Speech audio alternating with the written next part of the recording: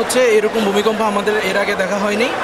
বাংলাদেশে এত প্রচণ্ড ভূমিকম্প আমরা হয়তো বা আগে কখনো দেখিনি। আমরা যখন হচ্ছে এখানে আসছিলাম তখন হচ্ছে ভূমিকম্পের একটু পরে আমরা আসলাম, তো আমরা এখানে এসেই দেখতে পেলাম যে হচ্ছে এখানে পাঠান ধরলো হঠাৎ করে এয়ারপোর্ট থেকে বাহিনী এসে সব কিছু বন্ধ করে দিল, তো আমাদেরকে ওই পাশ থেকে ফেঁকে দিল। একটু পর দেখলাম এখান থেকে হচ্ছে আস্তে আস্তে হচ্ছে আপনার এটাগুলো খুলে পড়তেছে, কারণ ওদের প্রতিনিধি আসলো, আসে এগুলো পরিষ্কার করলো। আপনারা দেখতে পাচ্ছেন এখানে অনেকেই আছে, এগুলো হচ্ছে পরিষ্কার করলো। এখানে ওনাদের আরও প্রশাসনিক লোক টোক আসলো, আইসে এগুলো পর্যবেক্ষণ করতেছে। দেখলাম অনেকক্ষণ ধরেই দেখলাম এগুলো চলতেছে। আহত হয়েছে?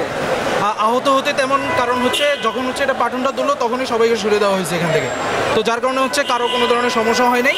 বাট উপর থেকে ইটাগুলো পড়ছে, এটা হচ্ছে একটু হয়তো বা কারো গায়ে পড়লে আহত হতো।